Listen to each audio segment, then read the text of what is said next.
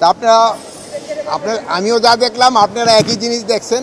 আমি এসে দেখলাম ট্রেনগুলি যেই সময় ছাড়ার কথা তারা ঠিক টাইমে ছেড়ে যাচ্ছে, কোনো ট্রেনেই কোথাও কোনো লেট হচ্ছে না, ঠিক টাইমে মোটামুটি ছেড়ে যাচ্ছে। আর 2 নম্বরে এখানে কোনো কালোবাজারি এবার হচ্ছে না। আমি অনেক যাত্রীর সাথে আপনাকে সামনে জিজ্ঞেস করছি, আমি এখানে কোনো ধরনের কালোবাজারি হচ্ছে না এবং টিকিট পেতেও কারো কোনো ধরনের সমস্যা হচ্ছে না।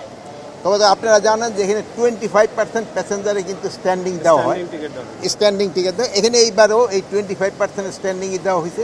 এই জন্য অনেক সময় মনে হয় যে স্ট্যান্ডিং প্যাসেঞ্জার কেন, কিন্তু এটা তো সরকারের থেকে দেওয়া, যেহেতু ঈদের সময় তো সবাই নেওয়ার জন্য স্ট্যান্ডিং প্যাসেঞ্জারটা দেওয়া হয়েছে। তা আমি বলবো যে আমি খুবই খুশি যে খুব ভালোভাবে হচ্ছে। আমার মনে হয় আপনারও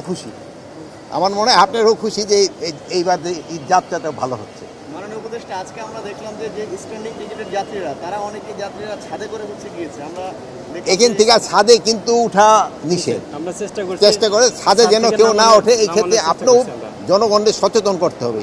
অনেক সময় দেখবেন যে লাস্ট মুহূর্তে যে লাভ দিয়ে উঠে যায়, সেরকম তো ধরেন কাউরে টানিয়ে নামাইতে গেলে আবার একটা অ্যাক্সিডেন্টের মতো হয়ে যায়, ফাঁকা থাকে।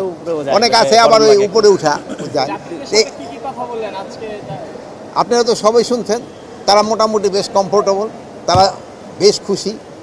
বাচ্চারা তো ধরেন আরও বেশি খুশি, যেহেতু দাদা দাদি অনেকে নানা নানির সাথে ঈদ করতে যাচ্ছে, দেশে যাচ্ছে, এই জন্য সবাই খুব খুশি।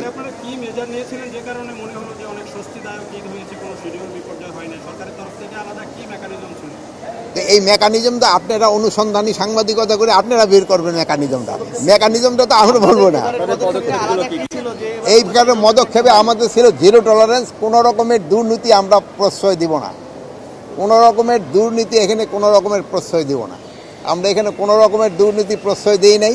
এবং আমাদের যে কর্মকর্তা কর্মচারী আছে রেলে, তাদেরও ইনস্ট্রাকশন দেওয়া হয়েছিল তারা যেন ঠিক মতো তাদের দায়িত্বটা পালন করে। অনেক সময় আপনারা দেখছেন যে এই কালোবাজারির সাথে কিন্তু আমাদের অনেক সময় এই যে আমাদের কর্মচারীরা অনেক সময় 2-1 জন জড়িত হয়ে গেছিল। এবার আল্লাহ দিলে একজনও হয় না।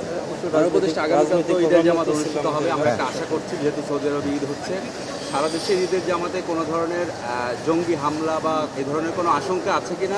না, কোনো ধরনের আল্লাহ দিলে আশঙ্কা নাই, কোনো ধরনের আশঙ্কা নাই। জনগণ খুবই সচেতন, আপনারাও খুবই সচেতন।